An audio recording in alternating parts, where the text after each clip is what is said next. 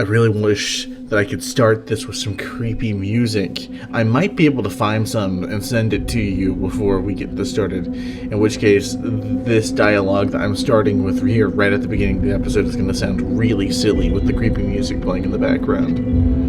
Hey, I might be able to figure something out. Yeah. From my middle school days of looking up royalty-free music, I might have something in store, along with some footage. If y'all didn't know that, if you watched the last episode, that is me going through and blasting meth heads while you listen to the creepy story. Yeah, I mean, the B-roll, I feel like having something like visually going on will at least help.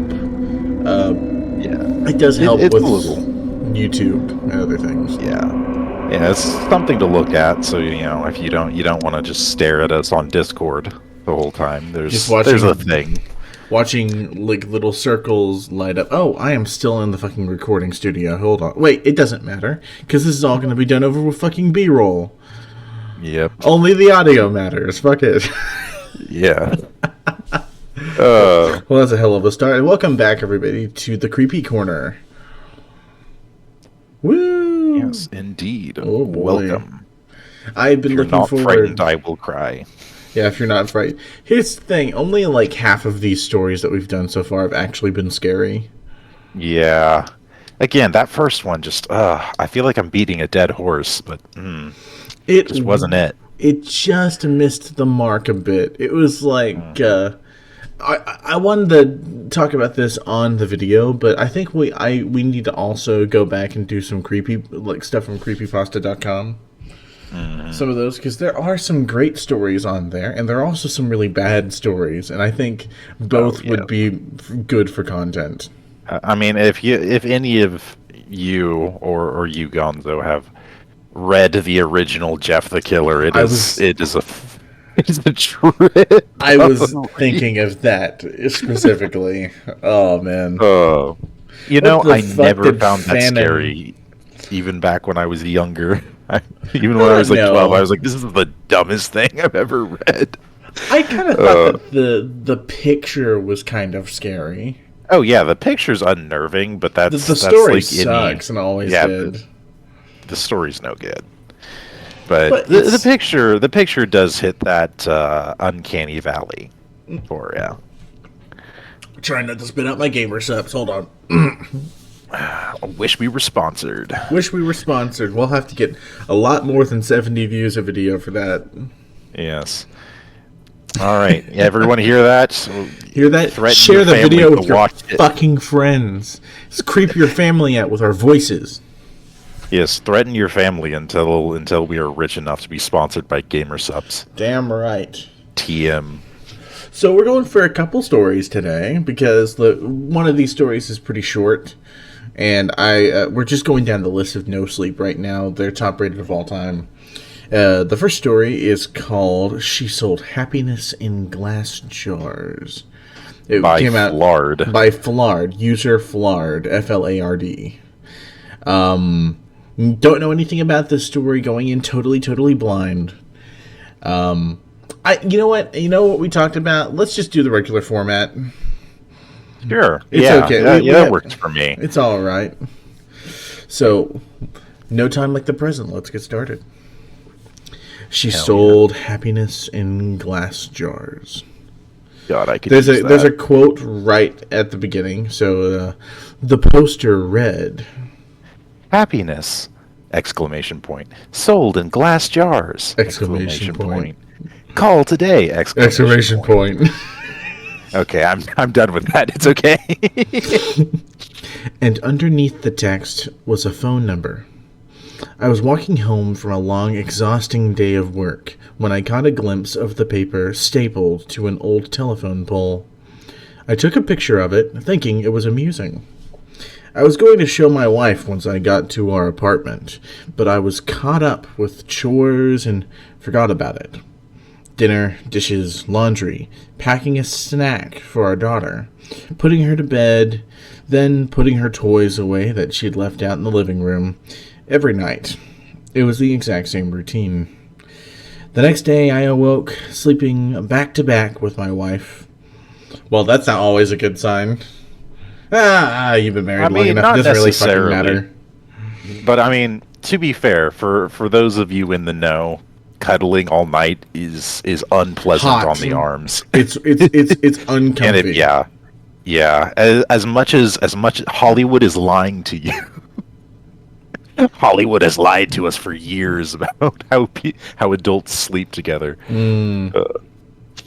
All right, sorry. Rant over. Hey, tangents are part of a podcast. I always had to get up earlier than she did for my job, so I quietly got ready for the day and headed out the door. At work, I was updating the company's latest expense report. Most days were similar to this one. They were basically paying me to stare at a computer for 9 hours a day and input a couple numbers into a spreadsheet. I finished my work very quickly, so I decided to head out of the office early. It also happened that it was a Friday, and a lot of people leave early at the end of the week. On my walk back, I was thinking of what my life had become. I did this often. I always dreamed of traveling whenever I was younger. I wanted to drive across the country or solo backpack across Europe. Then I met Kelsey. Don't get me wrong, I loved Kelsey. I mean, I still do. Starting off by saying loved, in past tense, is not a good start, bud. Yeah. That's... We just don't... That doesn't sound good. Yeah. We just don't have that spark anymore. When you meet someone and get in a relationship, whether it meant to be or not, some of your personal life plans have to be put on hold. Well, here's the thing. That's the wrong way to think about it. Yeah, I know this is a story, but hold on. Let me rant about relationships for a second. Whenever you are starting a life with somebody, like whenever you're getting into a serious relationship or you're getting married, the idea is your dreams combined with one another. You are working to help one person fulfill themselves, and that person is ideally helping you to fulfill yourself. You're not sacrificing, you're just tweaking the plan. Because now that plan is including you and potentially your kids and everything, a whole life. And sometimes people let that choke their dreams out and let them die. And sometimes that's for the better. That's something that not everyone always talks about. Yeah, you don't always need your dreams to come true. Because it's... I mean, when you get married to someone and you have kids and you start a family, like, you on a certain level, you understand that you won't be able to operate in the same way you did before. But even then, that just means that your dreams should change to something else, to something more suitable to live the life that you're living. It doesn't mean that, oh man, it's not like, oh yes, I've been married, now I'm tied down and I can't do anything anymore. It's no, you adapt, you change. You know, where's that indomitable human spirit? You could put it any which number of ways. Like, you could put it this way. Do you think the you of 10 years ago had their priorities straight? Oh, absolutely not. Nobody fucking did. Yeah, I mean, even on biological level, almost all of your molecules change after a certain number of years. You know, you get new ones. You know, much less your personality. The me of today would be nigh unrecognizable to me from 10 years ago. And whenever I think back to, I don't know, my first, relationship or anything, and I think back to how I acted and what I thought was okay, I get so mad at myself. I was such a shitty boyfriend to my first girlfriend. It's not even funny. Oh my God. Just, so emotionally unintelligent. I was such a dick. But you know what? You could argue that that's what first relationships are for. They're for making the mistakes that you know not to make later. Oh yeah, it's you have to grow as a person. If you're not growing as a person, something's probably gone catastrophically wrong somewhere along the way. If you're the exact same now as you were 10 years ago, there's something wrong with you. Yes, you should probably. This is a weird thing, a bit of a weird tangent, but I mean, for me personally, I figured out kind of the best way to formulate opinions and beliefs is to just debate with myself in my mind until one side runs out of arguments. I've told this to people and they look at me like I'm crazy, but No, it's like, that's not crazy at all. That's but it's a like, healthy way of making sure that you have your fucking priorities straight.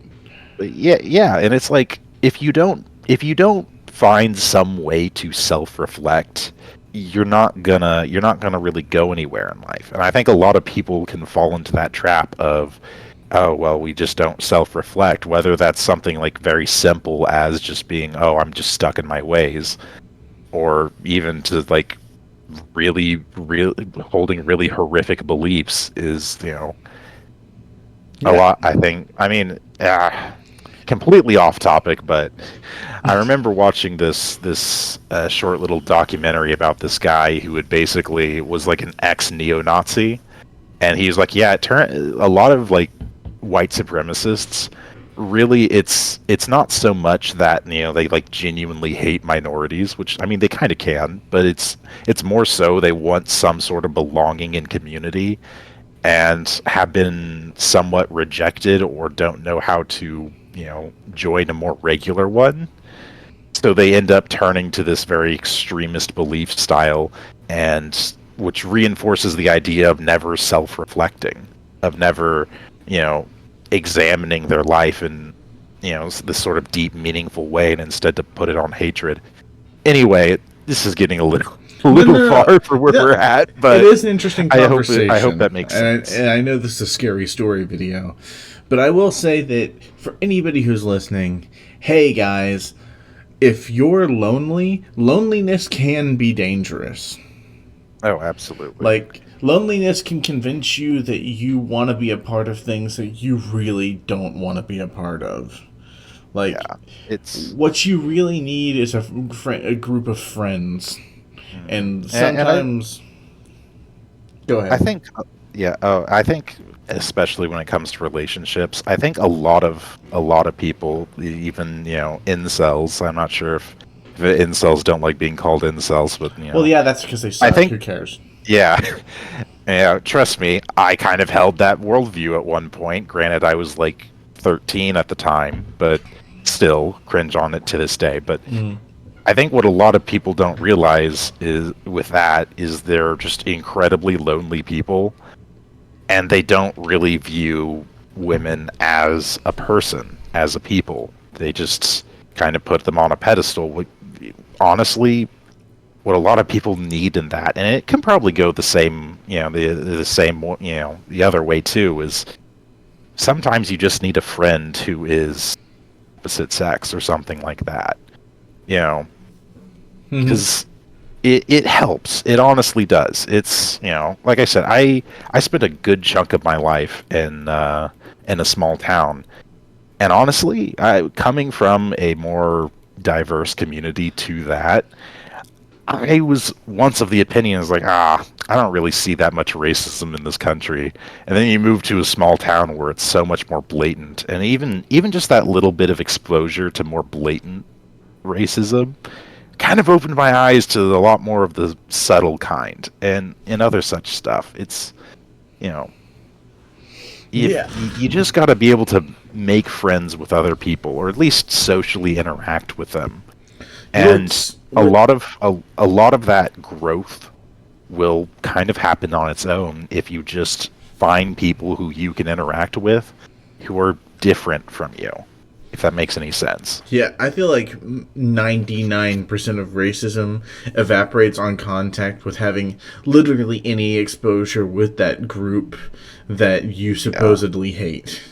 Yeah, if most racists or people in general who just hate a specific group of people, it can't survive if they have any genuine meaningful contact with that other group. It can't hold up because it's hatred. Like I'm of the belief that you can at least some, not to sound like a Sith Lord, but you can use anger for good. Like I believe that you can be righteously angry at something and channel that into something, but hatred you can't. No. And it's really hard and emotionally exhausting to keep up hatred. It's like crying. If you ever cry long enough, you just get tired of it. Hatred's kind of the same way. It just saps you of any strength you have.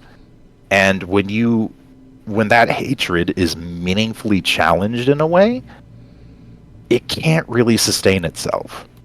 It's very hard if say someone is racist against black people.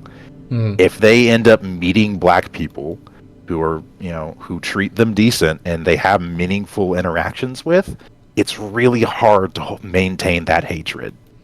And that's just, one example out of the blue. You take that with any sort of hate group, you take those, the individuals out of it and go, hey, you notice how, when you're not completely surrounded by that hatred, it's really hard to maintain.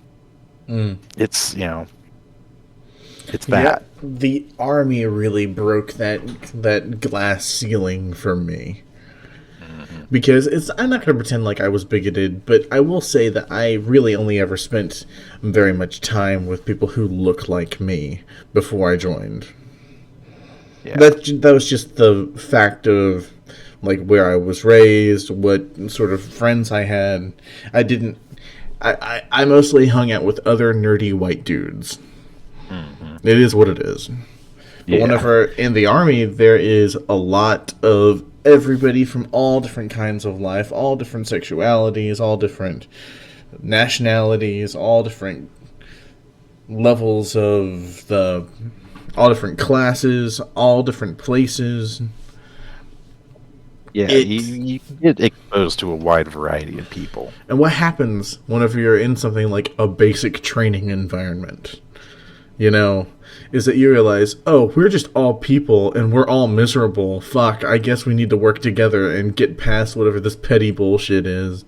And some people rise above, and some people, whenever they're faced with the fact that we're all just dealing with this same shit together, let that sort of like shadow take over. Some people get even more bigoted.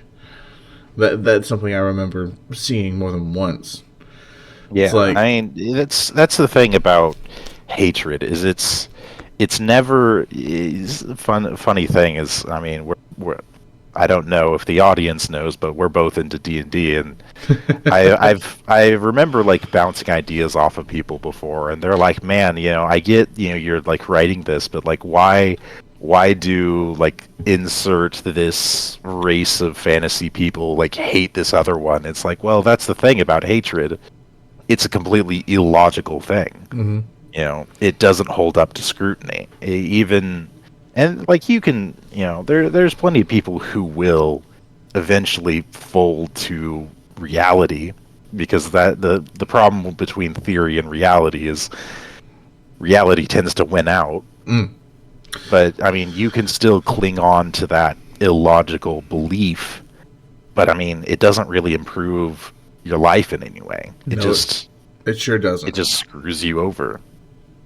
But let's get back to the story. Yes, we should probably return. We climbed a mountain and back to get back to the story. We don't even know what it's about yet. Yes, we've gone on a whole odyssey just to get back to the story. I'll start over from where we were. When you meet someone and get in a relationship, whether it meant to be or not, some of your personal life plans have to be put on hold. And then that relationship turns to marriage, and then you have a baby, and then you have to enroll your daughter in preschool, then you have to get a better paying job and work more hours, and blah, blah, blah. I'm not trying to throw a pity party for myself. I'm just saying I wasn't exactly content with where I was in my life. I wouldn't have referred to myself as a happy person.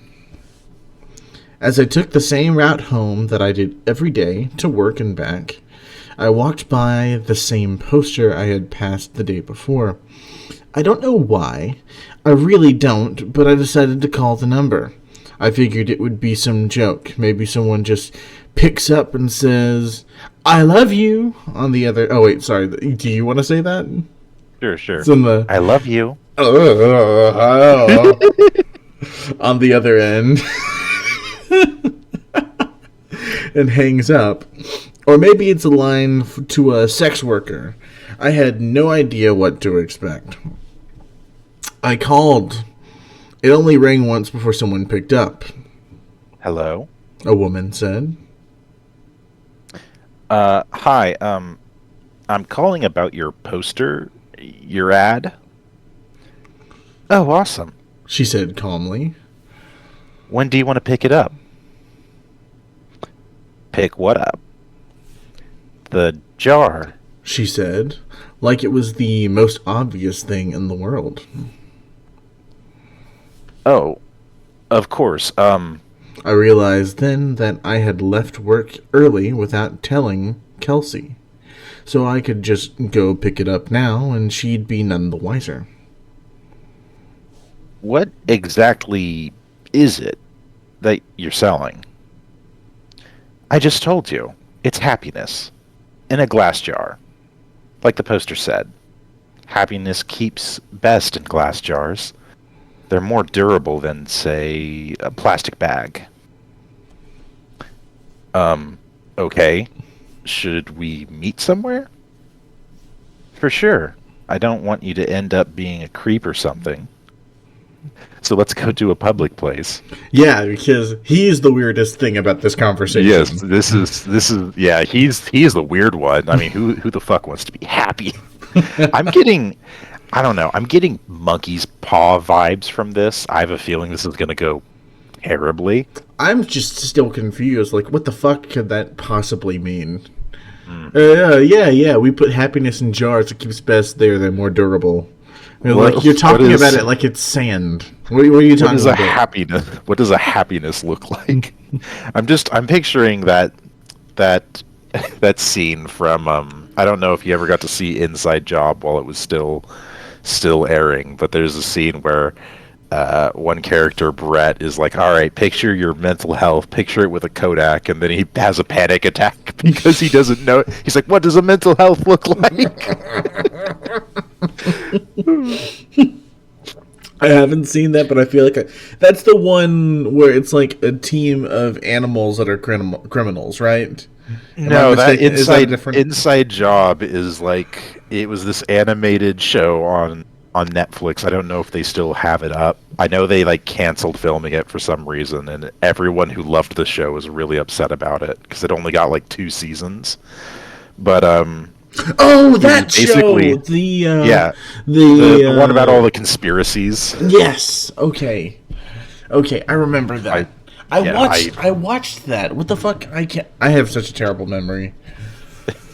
But you know what I'm talking about, right? What does a mental health look like? What does a mental health look like? Oh, I love Brett. What a guy. What a pal. He's just the broest of the bro. Solid guy from beginning till end. Like literally such a yes man. He literally can't handle people being mad at him. Anyways, continuing on. Yes, where we're plastic. You meet somewhere. Yeah, I got it. Creep. Okay, yeah.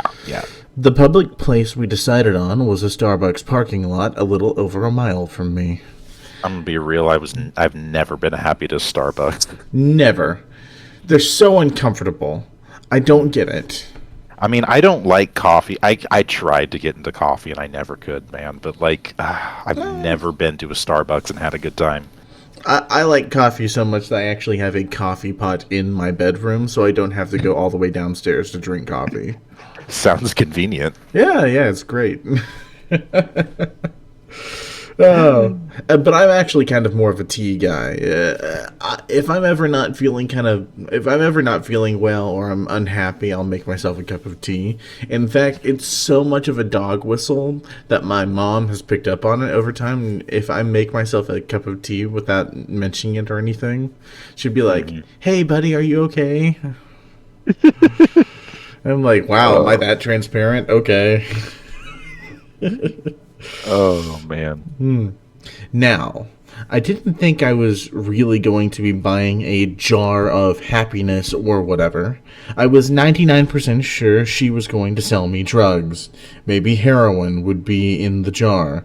I remember thinking, oh no, happiness is probably a nickname for some street drug, and I'm going to a drug deal. What if she's a cop? Am I going to be arrested? But something inside me told me to keep walking, and so I did. I stood outside and texted her. Do you want to read the texts? Yeah, I'll read it. Me. I'm here. Her. Cool. Be there in a sec. Me. What are you driving? Her. Silver Camry. Literally experience of buying anything on Facebook Marketplace. Yes. What an experience that is. I recommend everyone try it at least once. Hey, I actually have I've been putting out feelers for a bookshelf right now. Gonna have myself the same sort of story that Randy Feltface had. I bought a bookshelf on Gumtree. If you haven't seen that, that's such a good story. That is a good stand-up. Oh, man. Anyways. For how much a puppet can stand. I'm going to shut up now. Jesus Christ. So far, not scary. But we're only just getting into it. Yeah, so far, just weird. And as her final text came through, I saw her car pull in. She took a spot not too far from where I stood. I could see there was no one else in the car, which put my kidnapping fear to rest. She opened her door and stood on the pavement, looking around till her eyes met mine. I gave her a little nod of acknowledgement. She simply responded by waving her hand, gesturing for me to come over to her car. So I did. She was young, maybe mid-20s, with curly golden hair. Her skin was pale and contrasted with all black outfit she was wearing. I thought she looked like Gilda the Good Witch from the Wizards of Oz and put on... Oh, Glinda. Glinda? I've actually never seen Glinda. the Wizard of Oz full up, straight up. It's a neat movie. I feel really bad for the actress who played Dorothy because she was put through hell. I've heard about that. Yeah, for those who don't know, she literally had the stage mom from hell. Her mom basically had her in acting as soon as she possibly could, including her sisters. I believe it was one of the executives. I believe it was the CEO of the movie studio who was filming it. Called her an ugly duckling to her face. Oh. And for the movie, she was basically kept on a diet of cigarettes and coffee. They would not allow her. Her mother, and keep in mind, her mother basically signed away the rights to the movie studio. But even then, she was a terrible person. Ooh. So, again, she was pretty much for the entirety of the shooting of that movie. She was only consuming cigarettes, coffee, and amphetamines for keeping her awake, and opioids to help her sleep. It was actually so bad that, and keep in mind, this was a long time ago, so this was far before this was even legal. This is 1920s or 30s, right? Yeah. This was far before it was even legal to do so keep this in mind. Regardless of where the audience stands on this issue today, I feel like we can all agree this is pretty monstrous, especially as it was forced upon her. But the actress who played Dorothy in that movie, her first marriage ended because her mother forced her to get an abortion. Fuck again, me. Wherever you stand on that issue, having that forced upon you is really fucked up. And again, this was completely illegal at the time. That was the final straw that got her to get away from her family, but she still died relatively young. No matter where you stand on abortion, I think most people would agree that a forced abortion is fucked. Yes, absolutely. And again, that ruined her marriage, and I believe she died relatively young. Man, that's awful. Hold on, I'm going to look this up, otherwise it's going to bother me. Oh my. Well, Let's see. What I Frances Ethel Gum, born June 10th, 1922. She died at the age of 47, June 22nd, 1969. Which even for, the time, that's relatively young, dying at 47. Dying in your 40s? Yeah, that's not normal. Oh, yeah, and it was, she died of an overdose. Oh, that's awful. Which, yeah. Again, she was hooked on drugs really young by her own mother, so Christ. Keep that in mind. Yeah, she lived a really sad life. And in case y'all didn't know, this shit still happens hella a lot all the way to today. Maybe not the drugs and the forced abortion stuff, but people who are like force their kids to enter into show business early. And like those kids are fucked up because they never have a normal childhood. They spend their entire lives playing pretend and are completely disconnected from reality. There's a reason a lot of like people who were child celebrities either burn out or they come out with a lot of allegations later in life because they were treated terribly. They were treated like performance animals, which is horrific in its own right. But terrible. Yeah, Hollywood for the longest time was full of monsters. Fuck. And even man, I don't even want to think about that. I mean, I do, but I don't know what to say. Yeah, which is it's there. Like I could go further into the history of the Wizard of Oz. Like the author, for example, he was once challenged to a duel, but he hated the idea of violence. So he like dressed up as a cowboy just to like get the vibe of it, and then like left because he's like, I don't want to kill anyone. He probably would have lost, but like he's like, nah, I don't believe in violence. I think it's also funny that it was like this grand success that was like criticizing the robber barons of capitalism at the time, and it was even popular with like the upper classes.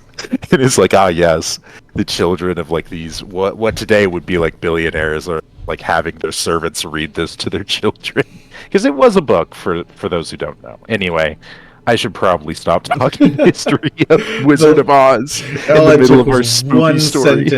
One sentence mentioning it. It goes on. It's okay. That's what podcasts are for. Yes. But the line I tried to read. I thought she looked like Glinda the Good Witch from The Wizard of Oz had put on the Wicked Witch's clothes. That's a good analogy. That is good. I can picture that perfectly. Yeah. Next. Yes, mine. Nice day out, she said as a greeting. Oh, yeah, it is. Hadn't really paid attention to it. You were the one that called about the jar, right? Yeah, that was me. Cool, well, here you go. She handed me a very small glass mason jar. It couldn't have been more than 2 inches tall. And so, burp, sorry. Well, it's better than flarting on camera. Oh, God. I'm sorry. The name is right there. Oh, boy. Inside of it was a light. Not a bulb, just light. It was like someone bottled up sunshine. It glowed even in the mid-afternoon daylight. It looked like a tiny sun or a tiny universe existing in this little crystal-walled home. I was admiring it with no attempt to hide the awe on my face. Pretty rad, isn't it? What is it? You've asked that like 3 different times.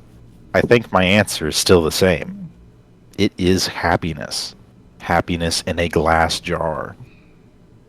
What do I do with it? Keep it, she said simply. If you have any problems, shoot me a text. She started to get into her car.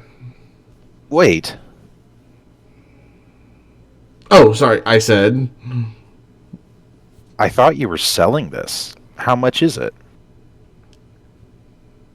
Don't worry, man, she said with a smile. You'll pay. Fuck that. Nope. Take it back. He's like, I don't want it. Here, take it. I don't want this. Fuck that. I knew this was a monkey's paw waiting to happen. Also, I like, can. what is he supposed to do with this? Like, drink it? Hold it? Look at happiness in a glass jar? What the fuck does that mean? I guess we're about to I find mean, out. yeah, we'll find out soon enough. Which is like any problems, text me. But you're like, oh yeah, you'll pay soon enough. It's like, what? Why would you do this? If you're like, oh yeah, here's this happiness, you'll pay in a way vague, menacing way. Oh But my like, god. yeah, if you have any problems with it though, just shoot me a text. Yeah, Like, for I'll real. fix it. Like, I didn't realize I was selling my soul. I was like, you didn't This is ask a enough questions, weird motherfucker. this is a weird customer service exchange. I'm Yeah, not for gonna real. lie. Uh, She closed her door and I stepped out of her way as she backed up, then drove off. What the hell had just happened? What was I holding? I looked down at the jar again. Its radiance was simply mesmerizing. I put it in my pocket and could see its glow slightly through my pants. I began to walk home. What was just a nice sunny day quickly changed into a rainy one with clouds wrapping the sky. that's It not was foreboding at all. not forecasted that it would rain, or else I would have ridden the bus or subway to work that day. I jogged home, trying not to get too drenched. I finally found shelter once I made it to my apartment building. I walked up. I walked up. Wop-a-dop-dop-dop. I walked up to my door and found that my key wasn't on my key ring anymore. Shit, I can't believe I lost it again, I thought. I knocked on the door and said in a somewhat loud voice, Marshall. Hey babe, it's me. I don't know what happened to my key. I heard the door being unlocked from the other side. When the door opened, I was greeted by a large, heavy-set man with greasy hair and unkempt goatee. He said, I think you got the wrong door, bud. Oh, I said, disoriented. my bad. Sorry, have a good one. He let out a chuckle as he closed the door. Apartment number 33. I know that was my apartment. I know it was. I'd been in apartment 33 for 5 years now. But that was not my apartment. From what I could see inside, all the furniture was different. It was painted a different color. It was all wrong. I felt like I'd hit my head and was drugged. In that moment, nothing made sense. I pulled out my phone to call Kelsey so she could calm me down and tell me I just got confused for a second. But her contact wasn't in my phone. Fucking okay. That's not good. In fact, nothing was in my phone. I had no messages with her, no previous calls, no pictures. It was like my phone reset to its factory settings. Did that girl somehow switch my phone out when I wasn't looking? I would have just dialed Kelsey's number manually, but I couldn't quite remember it. I had known it by heart before, but not anymore. I needed to get back to the office. I had all my contacts backed up on my work computer. I'm getting real Rumpelstiltskin vibes. Here's the like, thing, you the know, reward wasn't even any good. It's just a fucking Yeah. little jar with light in it. Not worth... yeah, that does not seem like I'm not seeing any like supposed upside just yet. Like it was cool looking, but that's it. Like it didn't even like in a twist like fulfill its weird little promise yet, which is like unless like his whole like when he said happiness of like, oh yeah, I want to be free to go like backpacking. Like I can like kind of see that like Yeah, you're gonna even go then, he doesn't- backpacking because we made your family not exist anymore. Congratulations. But like even then, it's like surely he would have something in his phone. He would have something there. I don't know. Maybe we'll find out. Since it was still raining, I hopped on the bus, which had a stop right in front of the apartment complex. I rode downtown toward my office, the whole time staring at my wet shoes, wondering what the hell was going on. We have a key card access to our building, so only authorized personnel can get inside. I always keep my access card in my wallet. Always. But surprise, surprise, it wasn't there. I buzzed into the speaker we had for guests with appointments, or employees as a backup in case anyone lost or forgot their card. Bzzz. Hey, this is Tim. I must have lost my card. My employee number is... I stopped as I drew a blank. A voice came through the speaker. Tim? You got cut out. What's your employee number? I can't remember. That's fine. Just tell me your full name and department. Finance. I'm in finance. My full name is Tim Brooks, no middle name. 1 sec. About 30 seconds later, the man spoke to me again. We don't have a Tim Brooks working in this building. Did you have an appointment with someone? I backed up in surprise, almost tripping on my own feet.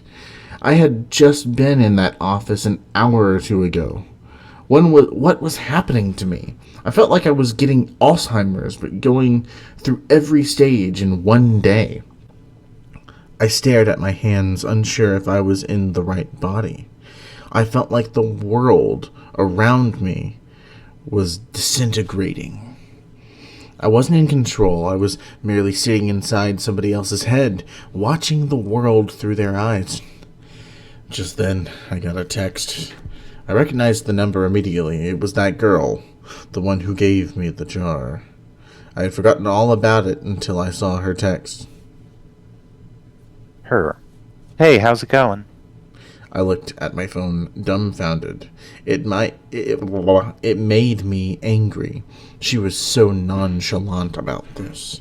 She knew what was going on. She had done this somehow. Me. What the hell did you do to me? Her. The worst is yet to come. What the fuck? This seems so casually cruel, and, like, it doesn't even feel like someone's, like, it doesn't even feel like, I know, like, in these, like, you know, be careful what you wish for things, like, they're never really proportional, but this seems so unproportional that it's like, what the fuck is happening? Usually in stories that have this kind of narrative, the person in question either desired something shitty or did something shitty. And this guy literally just called a number that he saw on a flyer just because he was curious. Yeah. This is all this guy has done so far as we know. Yeah, it just doesn't seem like, I don't know, for, like, tricksters like this seems just unjust to kind of a ridiculous degree. And I know that's, like, kind of the point, but it is, like, a horror story after all, you know? Yeah, which, like, I get it, but, like, even with, like, horror story adjacent stuff, like, it's usually, like, I don't know how to phrase it. I feel like I'm trying to vocalize something that I don't quite know how to make sense of. Like, in stories like this, where it's like, yes, I can see how you traded something for, like, oh yeah, I want, like, all this nice stuff, and the person's like, cool, you know, I'll give you that in exchange for, like, 1 day of your life, and people will be like, oh well, that's easy, and then it's the day they were born. Right, the whole Shrek the Fourth thing. Yeah. Or, you know, we'll give you this thing that you could really benefit from, the whole Rumpelstiltskin's tale of, oh yeah, you know, give me your, or, like, I'll take some, you know, or even in the Witcher universe, the whole, like, law of surprise. It's like, yeah, it can turn out really tragic, but, like, there's, like, a little bit more warning, or, like, an actual, like, hey, there's going to be a trade, like, more of a warning that, hey, yeah, you're not gonna, like, get this for free, or, you know, like, you're gonna be paying in a more... Okay, I think I can see a way that this might be going. Maybe it's meant to be, like, a moralistic tale, where it's, like, at the end, he realizes that all these things he was taking for granted were the things that actually made him happy, and whenever he opens the jar, he gets them all back. I hope so. I mean, I'm a sucker for happy endings. I hope that's how it happens. I 'Cause don't think otherwise, that will happen because this is on yeah, no sleep, and let's be fucking real. yeah, it's no sleep. Yeah. But like, otherwise, it just seems more casually cruel than most like "Be careful what you wish for" stories. Mm. It doesn't even like quite rightly feel like he had any real warning that he was messing with powers beyond his comprehension. It's I don't know. It feels like more about like someone like stepping on a landmine than like a be careful here. It's more, yeah, it's just Because this a guy, random act of cruelty. like, he made reference to the idea that he was maybe taking his life for granted a little bit. And I feel like he was a little self-aware of that, Mm-hmm. but he's just like, hey, what's this? Might as well check it out. It wasn't even like he's like really like, oh yeah, I'm miserable with my life or anything like that. It just seems so unproportional. Mm. Well, anyways, Anyway, continuing on. I was astronomically close to just chucking my phone as far as I could in frustration. I took the jar out of my pocket. It looked unchanged, still glowing just as bright. Marshall? what the fuck did you do? I yelled at the jar, realizing I probably looked like a lunatic. As I stared at its glistening glass, I realized something. I don't know what my wife's face looked like anymore. I knew her name. Well, I know it started with a K or maybe a C. I couldn't picture her in my mind. I knew I had a wife. I knew I did. Yes, because I had a daughter. I had a wife and a daughter. I couldn't remember their faces then, or their names, or their birthdays, or any memories I had with them. I know they existed. They did exist. I had just seen them that morning, right? I couldn't remember how she looked or what she smelled like. What was our first date? We had a wedding, right? What about our first kiss? Or my daughter? Or was it my son? Maybe I didn't even have a kid, but my wife or girlfriend, she was real. I knew she was. The thought was tearing me apart. I couldn't see her in my head. I couldn't recall a single fact about her. I was standing outside of the same building, but I was unsure why I was. Did I work there? I must work somewhere. The rain was accompanied by a chilly wind now. It was whipping on at my face, making my nose and cheeks sting. I wanted to go home. I wanted to be with her. I wanted to be warm. I wanted to go into a shitty office job that kept a roof over my head. I wanted it all. I was soaking wet. I was miserable. I couldn't remember my parents or my childhood. Did I even have any friends? Why was I in the rain? I looked down at my hand. I was still clutching the jar. The only memory of my entire life I could concretely remember was the girl giving it to me, telling me it was happiness. It did not bring happiness. It brought pain. It brought suffering. I was more miserable in that moment than I'd ever been. My phone buzzed. Break the jar, Tim. I looked at my other hand. With the setting sun and the rainy sky, I swear the jar glowed brighter than any street light near me. I didn't break it because I was following her instruction. I broke it because I was angry. I broke it because I was upset. I needed a release. I raised my arm above my head and brought it down with one swift motion, shattering the jar on the concrete beneath my feet.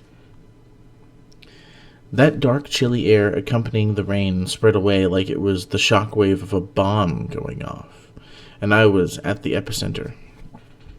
I saw the warm, yellow light from inside the jar spread rapidly across the ground and ascend into the sky.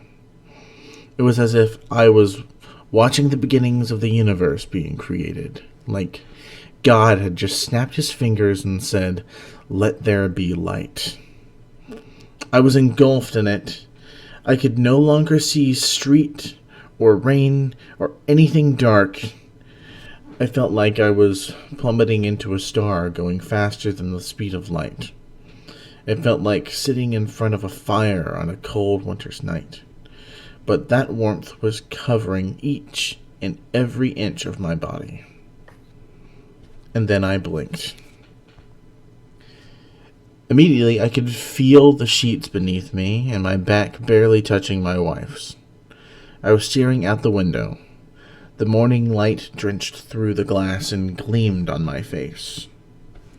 I stood from the bed and grabbed my phone. It was Friday morning. I had one text. Let me know if you need another jar. Smiley face. I called in sick to work. I snuck into my daughter's room and greeted her with a kiss and told her she didn't have to go to preschool today. We were going to have a family day. She smiled and stretched out her arms with a yawn before curling up and falling back asleep. I got back in bed and squeezed my wife tightly. I didn't let go for hours. Our daughter came in to our room and woke us up eventually. She was jumping on the bed and shouting for us to wake up. Yesterday, I may have found that annoying. Yesterday, I may have found a lot of things annoying or monotonous or dull. But not today. Today, I pulled her under the covers in between me and Kelsey. Today was going to be a good day. Today, I was happy. Bravo. Holy shit. Wow. I mean, a happy ending? Question mark? Yeah. That's nuts. That's totally nuts. Yeah. I'm kind of mixed on whether it's just that, like, in comparison to the sheer misery she brought him, if, like, it's in perspective, like, I live a very great life, a very, what's the term? What's the name? You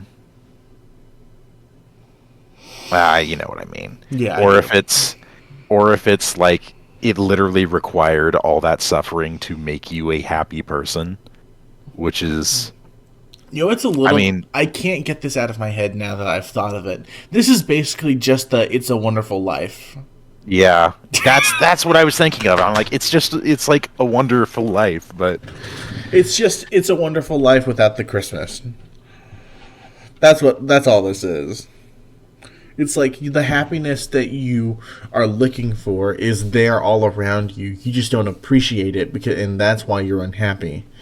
So what you need to do is find out what it's like to not have any of it and then get it all back again. That is, I liked that one. That's a good story. That is a good story. It felt like, as sort of disproportionately bleak as it was all reversible. So I can more so agree with it now. It's like if this couldn't be fixed, or at least was very hard to fix, that would be much more unforgivable. But like that I'm like, okay, that makes sense. Like it literally just takes breaking the jar. So do we agree that the woman who sold him the jar was like a witch or something? She's gotta be. Yeah. Like the whole, like, she looks like Glinda the Good Witch if she was, wearing the Wicked Witch's outfit. Yeah. Yeah. But this isn't like one of those scary witches. This is one of the Grimm's fairy tale style witches, where they're actually there to teach you a lesson, and then you appreciate life or don't disobey your parents or something. That kind of witch. Yeah, she seems, despite sort of the I'd say unnecessary cruelty of it. I mean, I wouldn't say she's necessarily malicious in what she did. No. And Which here's the thing, it is, seemed really malicious there for a second.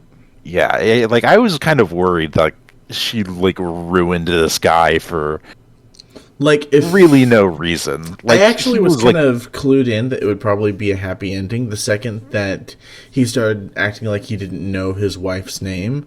Whenever, if whether I don't know if you know this or not, No Sleep is kind of meant to be only stories that are written like they are someone who is telling a story on the subreddit. yeah, So if which you start the story knowing that you have a daughter and knowing that you have a wife named Kelsey, and later in the story you're acting like you don't remember them anymore, it doesn't track with how Yeah. this is supposed to work. it doesn't add up. Yeah. Because Which, how would yeah, you have remembered it earlier? Which, I mean, I don't love that rule because it can kind of give stuff away, but like, yeah, I was like, okay, I'm the like, I don't know. It was like, I like as soon as it was like break the jar, I'm like, yep, we're gonna have something at least improve. That was fun to read, that whole segment. That was fun. Oh, man. I still don't think she sold him happiness. I think No. I think she sold him misery and said, Yeah. "Yeah, you'll be happy when you get rid of it."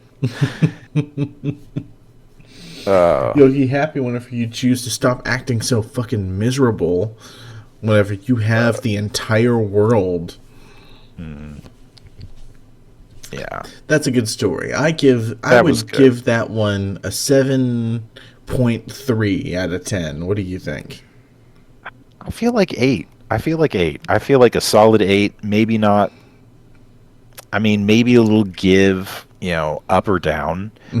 There's not like a lot that I would say like is really I could really criticize. I mean, it's a little short, but I think overall it's the right length for this story. Yeah, it was I all don't it think was you all could- fill. I'm sorry, I'm not getting this Yeah. right. It's all killer, no filler. Yeah, it's it does what it sets out to do with what it has. You know what? I think because we went on all those tangents earlier, that we'll probably end the episode here. We can Yes. save the other story we're planning to read for another time. Yeah, we did go on quite a few. But hey, I think if we had just focused on reading the story by itself, we probably would have gotten through it in about 20 minutes. probably. But then yeah. it's not a podcast, is it? Then it's just a story reading, and there's enough of those channels anyways. Probably too many Yeah. podcasts as well.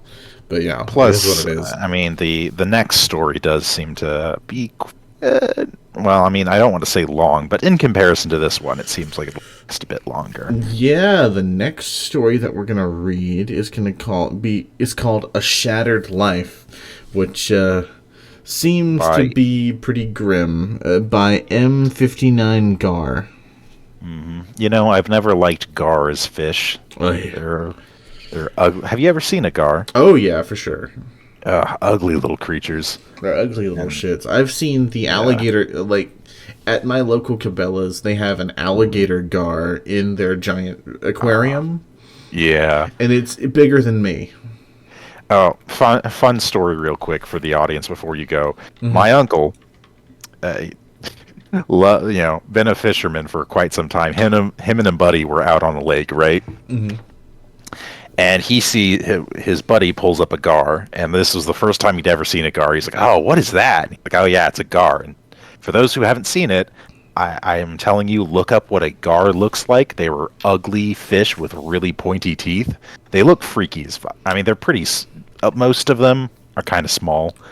I mean, you get some that are really big, but generally they're not going to bother you. They kind of look like the bastard child of an alligator and a carp. Yeah, they're really weird, but so my uncle's like, and he doesn't, obviously, I mean, he's fishing, but he's like, yeah, I don't want to get in the water with that. That's terrifying looking. And Yeah. at one point, something happens with the boat they're on, so his buddy goes to like try to fix the motor, The motor explodes on them, right? Big fireball. My uncle goes to dive into the water, and like as soon as his hands start to touch the water, because he dives head first, he remembers there's gar in the water, so he grabs the side of the boat and throws himself back up. He did it so quick he didn't even get his wallet wet. Oh my god! And that's Do his gar experience attack with gar. people? I don't think so. I think they're just really freaky looking. I'm telling you guys, if you don't know what they look like, look up what gar look like. It'll explain everything. They're ugly fish. Anyway, we should probably let you go. Yeah, it's getting late. But hey, thank you so much, Marshall. It's a pleasure as always. Oh yes, it's been great. Plus, I'll make sure we have some nice footage for everyone. And I'll make sure that we have a nice thumbnail. Yes, because Woohoo. oh boy, they're gonna have to enjoy plenty of rants as I go through Ready or Not more time. It's all well and fine. All right, thank you for watching, everybody. Yes, thank you. We will pick you guys up next time with the next story. Goodbye. Until next time. Have a great day. And remember, stay freaky. That's not going to catch on.